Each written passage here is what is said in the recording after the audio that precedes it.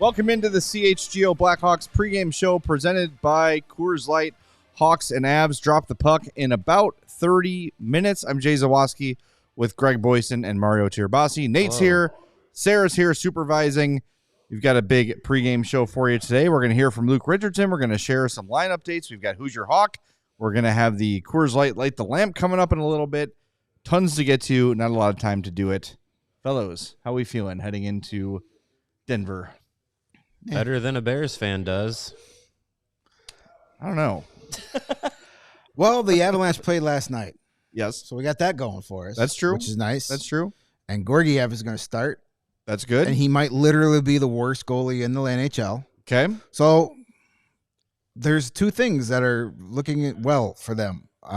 Potential positives. Unfortunately, Cale Makar, Nathan MacKinnon, Still exist. Mikko Rantanen, all those guys are Future still Hawk. going to play. So I don't know. Here's my strategy for this evening and for the rest of the season. Score more goals. If you go in with zero expectations, you cannot be disappointed. Only pleasantly surprised. That is I agree true. with that logic. Does that is work for the true. Bears too? Yes. It also can work for the Bears. Works for all Chicago teams. Some idiot on this show the other day said they predicted double-digit win for the Bears. Yeah, I don't know that what- person should be fired. They should be.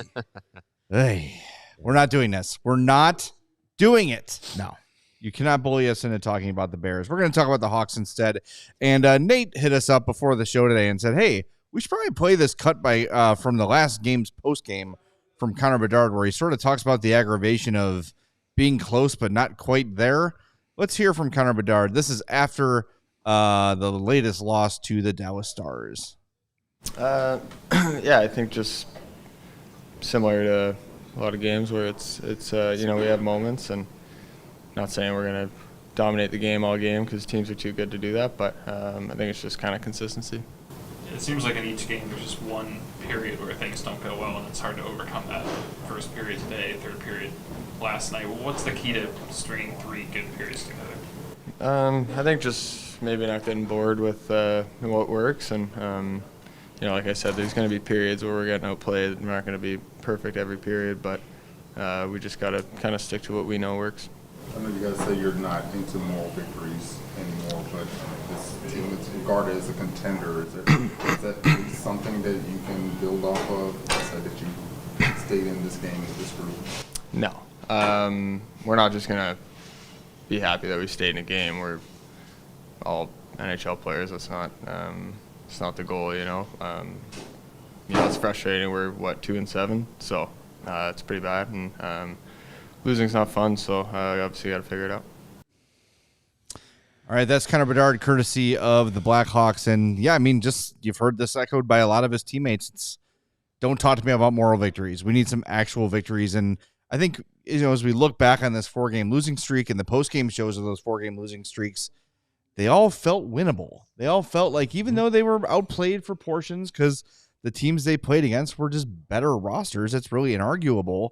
They're right there to the end, and I caution you, if you think the Hail Mary was bad, did you see the video of Seth Jones's shot from the point directly going into the net, and then Nick Foligno, as he should, is in front, tries to redirect it, and it goes wide. Seth Jones had the stick raised, ready to celebrate, and then, you saw the body slump when Nick Foligno gets a piece of it. They were this close to tying that game in Dallas. They sure were close. Yeah, I mean, we've heard from this team, going back to last year's end of the year press conference, talking about how seasons like last year and the year before that are not acceptable, and calling for changes and needing to win more games and all that stuff. And they've been in the games, which is good to see. It's better than what they were showing last year, but I think we're at a point now where this is game 10 of the season. We've heard from these guys that they know what they need to do to win. I'm at the point, and we were talking about it before the show, then go out and do it. Like, I losing is not fun, Connor, and I think that clip was talked about on today's 32 Thoughts with Kyle Bukakis and Elliot Friedman, and I I get it. Like, it sucks to lose. Like, I hate when we have like bad shows, even though it's never happened. Right. I hate the other idea ALLCITY shows, not of ours. having a bad show. And you want to go out there. These guys are professionals. They're competitors. They want to go out and win. And, you know, we've seen in different stretches of time where this team plays a way where they have success and they look like the better team. They just can't do it for a 60-minute stretch. And I don't know if it purely comes down to just talent or if it comes down to staying within a game plan and a structure. But this is the 10th game. I want to see tonight, result aside, I want to see them for 60 minutes look like they're doing exactly what they're supposed to be doing. Exactly what Luke Richardson is saying, like play simple, play north and south, get some offensive zone time together, and don't just try and create off the rush and get one and done chances. I want to see a team that is structured and playing like a competent, competitive NHL team for 60 minutes. If you lose 4-2 to the Avs and you play that way, that's just going to happen because you're outmatched talent for talent. But I don't think getting outside of their game should be acceptable because this team is not good enough to just freewheel and, you know, have one guy try and win a game playing hero hockey. Like, it's not going to work. You have to play as a group and you have to simplify things because that's what we saw in the Dallas game. Like, simple hockey, it was working. Do it for 60 minutes. Yeah. I'm glad Connor Bedard is frustrated. It's good that your best player in your team is sick of losing. I'm glad these guys are saying, you know, oh, we don't want moral victories. But I'm just as frustrated with hearing these guys say this stuff. Yeah. Saying, who's it up to? Well, we know what we have to do.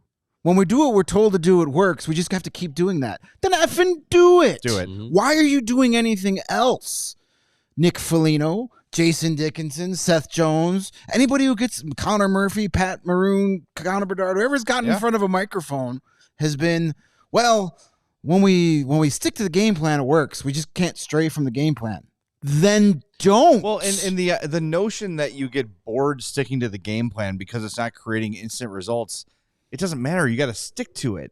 Not to go back to football, but sticking to the run sets up the pass. Like, by sticking to the structure, eventually it's going to work. It's going to pay off. It's going to wear down the opponent, etc. Because when you do start freelancing and you do start trying to create stuff that isn't there, you're going to get yourself buried in your own end. You're going to exhaust yourself. And then by the end of the third period, you're completely out of gas from chasing the puck around and from freelancing. So just stick with it. And then when this team gets to the level of talent of Colorado and Edmonton, then you can start encouraging the freewheeling because you have enough talent and ability to come back from it. But this is a team that struggles to put the puck in the net even in their best games, right? Norm McIver, where are the goals going to come from? It's true. It's true. There are guys on this team that can score, but it's not a high-scoring team by any means. I mean, considering how close their games have been this year, they're a -9 in goal differential. Yeah. That's pretty big. I mean, through 9 games, like that means you'd be in mathematically. You're in every game, Right. Like you're right down to the wire for every game. So, yeah, I mean, I would love that. You know, that was another thing that Bedard said that, right? We can't get bored with what works. Like, look at the kind of hockey that is played in the postseason by the teams that have been the best throughout the entire year. The 16 best teams in the league. What do they do when it comes to Stanley Cup playoff time? Are they playing, you know, globetrotter hockey and trying to cross ice and sauce passes and get one and dones and make the perfect play? No, it's grinding out games. It's playing simplified hockey. It's get the puck, find a lane, shoot, get it through the net, get it on with traffic, get a rebound, get a deflection, play around the net. Like, it's the simple things that teams do that when it comes to crunch time, like, that is what wins. Like, that can't be boring to you. Like, scoring goals and playing hard to fight for goals and grind out games, like, that is what gets most teams to the Stanley Cup playoffs and to the Stanley Cup. Like, that can't be boring to you. Like, that breeds success, and success means winning. Losing's not fun, so winning is fun. Like, right. have fun playing that way. A 2-0 boring win is better than a 6-5 exciting loss. Right, exactly. Yeah, it's like boxing. It's the body blows, the body punches throughout the fight that usually win you a fight. Yep. Sure, everybody wants to see the big uppercut and the knockout punch early, but that rarely ever happens. You got to wear your opponent down, so by the time you get to the third period, you could then go get that big knockout punch. Like, it's not difficult. Yeah. Just do it. Stop telling me you want to do it and you know how to do it. Effing do it. And that's the, as we've gotten into the coaching conversation after every game, every player to a man has said, we know what we need to do. The message is clear. We have done it and had success in short spurts this year. Then do it.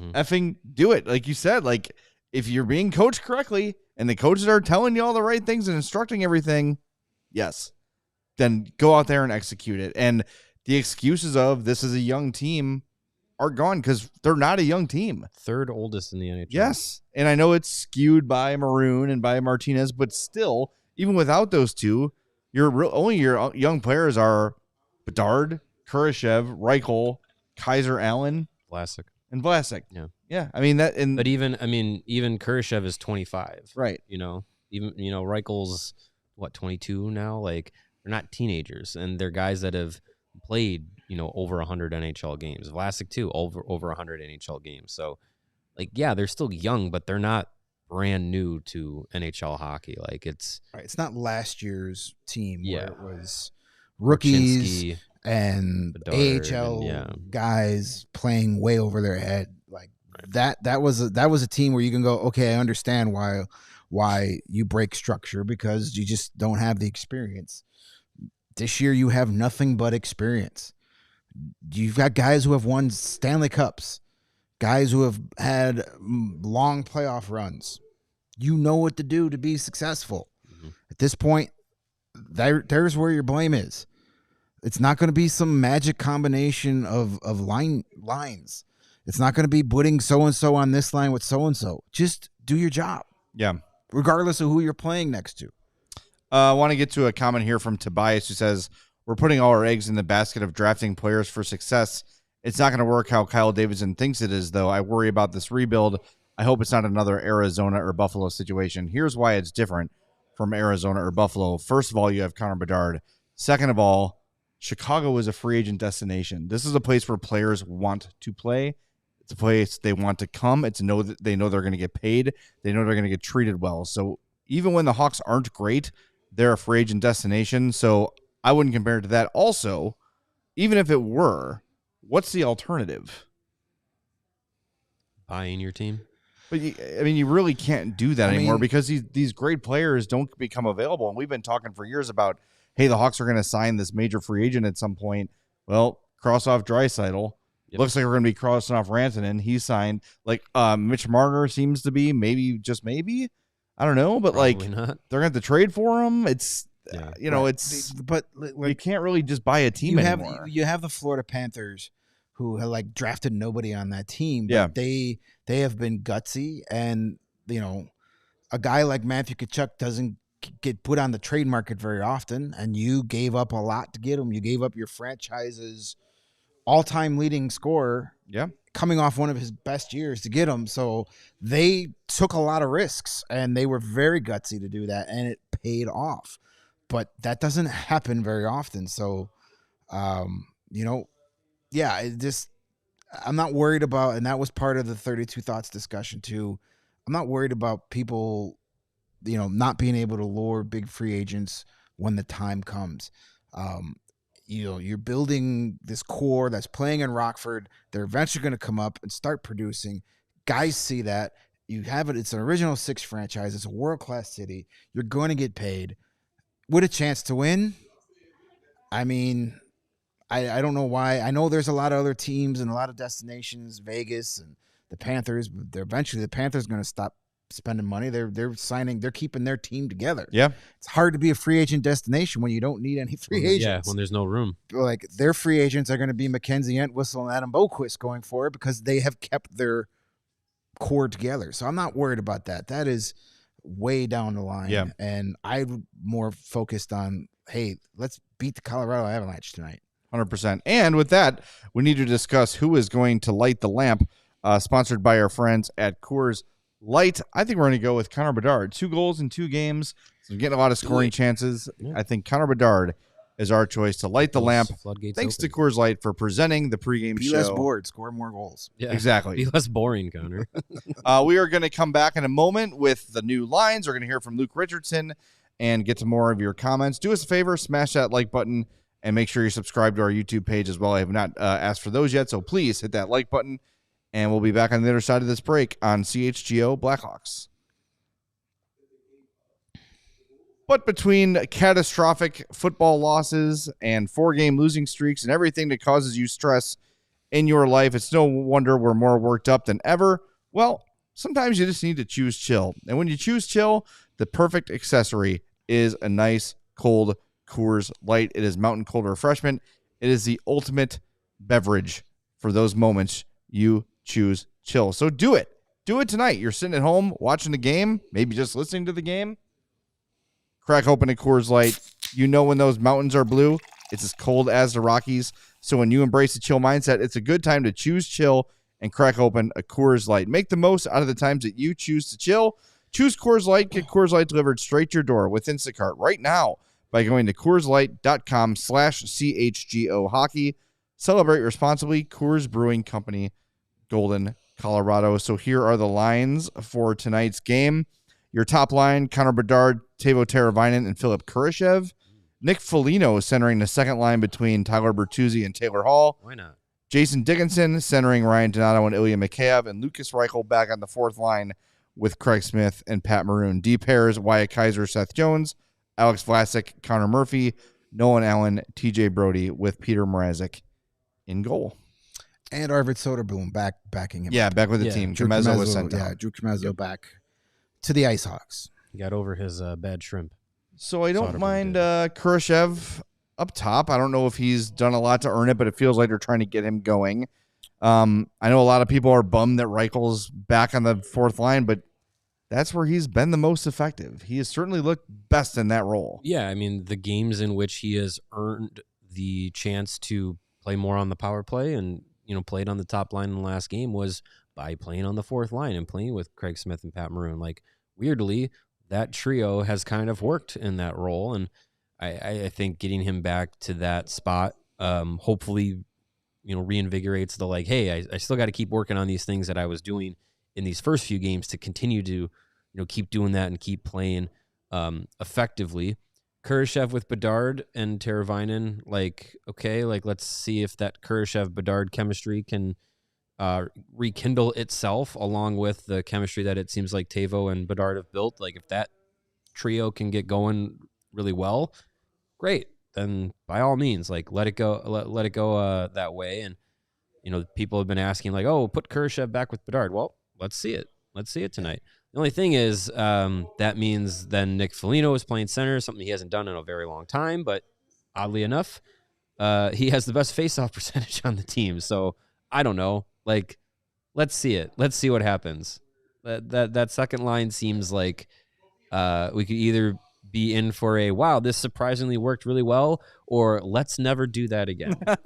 Yeah, I mean, it's funny. You only have 3 guys on a line because not everybody, a lot of people have been screaming we want Kurashev back with Bedard. We want Kurashev back with Bedard. And he puts Kurashev back with Bedard. It's yeah, but Reichel should be on that top line. Well, you can't have 4 guys on that top line. So, just play 4 forwards and 1 defenseman. Sure. Yeah. Play power play all night. But, I don't know. I find it funny where it's oh, you're breaking stuff. Hold on. You got it? No. Uh-oh. Teamwork. Here, I'll just hold it. I'll do it like Axl Rose style. Are you going to put a kilt on? There we go. All right. Anyway, we're going to fix that. We got to fix that. It's only been 3 years. I'm blaming the Bulls guys. They were here right before us. Anyway, you're going to have Kurashev back up there. I think Reichel is right now is best with Craig Smith. They've worked well. I think that playing on that fourth line makes him more aggressive because he doesn't have a Connor Bedard or a Teuvo Teravainen out there to pass. So he's going to be hey, I'm the best offensive player on this line. I better be the best offensive player on this line. So we'll see what works. We'll see if it happens. But yeah, at this point, it's like just you got to try something. I don't mind Foligno there on that second line. No, I mean, sure, why not? Give it a shot. You can get a grindy goal between him and Bertuzzi. Maybe. I mean, we're at the point where it kind of just seems like we're just trying things, and I guess like just try it, see what happens. You're in this spot now where you kind of have to figure things out with these different top 6 combinations. Like, okay, like figure it out on the fly, I guess. Like I would have loved to have been able to, go through the first 10 games and be like, oh, this lineup is looking good. This lineup is set. Like this works together. Maybe it's unrealistic with so much new coming into the team this year, but would have just liked to be at game 10 and not be like, well, just throwing stuff at the wall now. Like, yeah, I would like that to not be the case. All right, let's hear what Luke Richardson had to say about it. He spoke at the morning skate today. Here's Luke, courtesy of the Chicago Blackhawks. Same lineup, Peter starting, and that's it for that. Second line center, you've tried a bunch of different options there, and it's, I guess, been kind of a challenge to find some stability there. What's your thought on that? You know what? We just need one extra ingredient. Like there's one little maybe mistake a night, or there's one bounce that doesn't go our way. We got to keep trying things till we get over that hump and get that win and get ourselves rolling in the positive way. So we'll just keep trying things, and I think Nick is a real strong centerman. He's played center before, and those 3 veteran guys maybe will find something in the offensive zone as well. Nick said it seemed like the team's lacking that killer instinct. Do you feel like that's the case? Yeah, I think there's been some times of that, and then there's been times of we've had some great chances. Like even 6-on-5 the other night, we have a puck that gets through, and we get a good tip on it, and it goes out of the net instead of in the net. When there was an open space there. So, we just got to keep pushing and keep creating those opportunities till they fall our way. And sometimes you have to be a little bit determined and just be sick and tired of falling one goal short and come up usually it's a tough grinded out 1-goal win, whether it's overtime or regulation. That sometimes is the one thing that can leapfrog you into the other side of things. Bertuzzi has such great chances on the power play. Is there a way do you feel like you can create similarly on 5-on-5 or? You know what? He's done some really good things 5-on-5, and fortunately that hasn't gone in. I think we flipped the centers a couple times in the third period, and Connor out there with them had some ozone time. Nothing directly that led to like primary scoring chances, but definitely on the offensive side of the puck. So it's the same thing individually for the players, on some players, as it is for our team. We have to just keep fighting and getting more desperate every day until we get it to fall. And like I said before, Bert will have a couple games where he'll get a greasy goal, just getting cross-checked in the ice and slamming it home, kind of like Donato and Craig Smith got last game, something like that, and then maybe a good tip goal, and then it leads to a real nice playmaking play goal, and that's just the way it's going to work. Yep. Over the last 4 games, what's something that, in spite of the outcome, has gradually gotten better that can act as a launch pad? I think our fight has been right there till the end of the games, and we like that, but that gets old with sports, and players don't want to hear that anymore. They want to win. So I like our desperation is growing, and we had the lead 2 nights ago against Nashville, and I thought we played the right way the first half of the game, and then there's always one little mistake that we have to clean up, and I think the players know that, and they talk about it. It's the veteran presence on the team are great for the coaches to rely on that, and then flip-flop the next game. I thought we played a pretty good game against a team waiting for us at home in Dallas, and unfortunately 1 or 2 mistakes are in our net, but our fight in the third period was excellent, and that's what we have to carry forward into this next game. Pat Maroon said that he's a player who's had to adapt in this league. He's come in here not knowing anybody and just kind of blending in by being himself. But what were your expectations of him coming in? Where do you see him at in terms of his role on this team? Yeah, I think he does his role. He knows it. I think him moving around to different teams and having success over the last few years, even in Boston, he was really good in the playoffs there, watching him. So he knows what his job is. He does it well. You know, I mean, we've seen that over the last week in different areas, whether we need a spark because he's physical or, you know, he's making plays like he did with Connor on the second goal last game. You know, he can help out in different ways. And I've seen it over the years, and it's been frustrating because I had to work against him, but now working with him, it's been a pleasure. He's a positive guy on the bench, knows when to talk and knows when to kind of be quiet, and he does the same thing in his play. So I think he's doing exactly what he knows, you know, to do here, like what we were expecting him to do, and we need everybody to follow that. And he executes pretty much every time he's out there, and that's what we need everybody to do. Yeah, he was saying that even that McCarron fight was calculated to kind of turn momentum because he felt it slipping. And yeah, he did that against Vancouver. He basically told me he was going out if Desharnais was on the ice, and they kind of had that worked up, and everybody was wondering why he was out there with Connor, and I don't know if it was Nick or Tavo, but everybody was wondering what was going on, but he knew what was going on, so I just called Tavo off for the face-off, and unfortunately it never happened on one, but he had a prime A scoring chance at the other end. So like I said, like he knows how to kind of change the momentums in the game or sustain it, and that's a good we need to follow that leadership by him. On the power play, you would put Vlasic out there because you wanted a left-handed shot for the outlet for Connor. Going back to Seth now, what do you want Connor to do if he's getting double-teamed as far as moving it? Well, I think even they need to know we need to have an option underneath them. So on face-offs, we've kind of worked on plays that can kind of bypass that down low, and I think we've seen that with Bertuzzi, and sometimes we put Bertuzzi up on the flank there, which draws a little more attention to Connor down low, and Bert's had a couple good plays off of face-offs off that side, and you know, Seth's doing a good job of getting his shots through. So you know, we just thought at this point we haven't had a lot of practice time, we'd go back to it, and it was good to have a look. And you know, you never know in a game if someone's hurt or in the penalty box or not on the bench for some reason. You have to make that you know, adjustment on the fly. So you know, we tried it, and you know, it's not that it didn't work. It's just you know, Seth right now is probably the better option, and we went back to that. What have you seen from Nolan Allen up to this point? Just solid play. Like there's not a lot of big mistakes by him. You know, learning a few little things on the fly, but he's strong. He's a good skater, and he's playing confident. So we like everything about him right now. Are you keeping track of, I guess, Korchinski lifting off those guys down there at all, or do you just follow reports? Or? Yeah, no, I heard, you know, Artie had a good first game, had a nice offensive assist, and played strong. So it was great to see that. I know Frank's had a few, you know, points and a nice goal the other night. So we always kind of keep an ear and eye on it, and through our, you know, our IT app, Madhouse, we get to watch some of the clips as well, so it's kind of good to see that. And you know, you hear stories, but sometimes actually seeing some footage works. How can you try and capitalize on the fact that the Avs are on the second leg of a back-to-back, and what shouldn't you underestimate?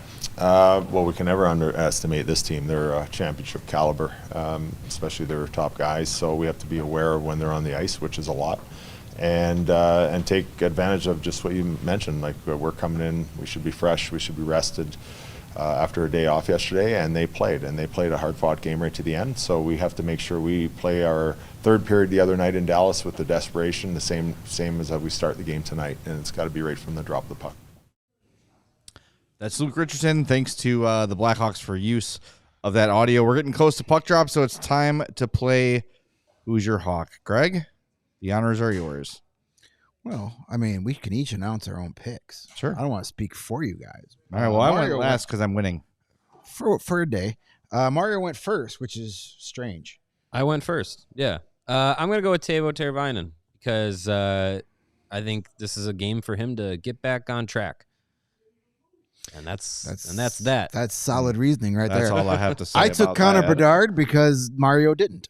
And I took Tyler Bertuzzi because Connor Bedard was taken, and I took Taylor Hall last time, and I wanted to mix things up. No, Bertuzzi's looked good on the power play. He's been very, very close several times. He is due. I think it's coming. So there is my... He had a hat trick the last time he played the Avalanche. That's right.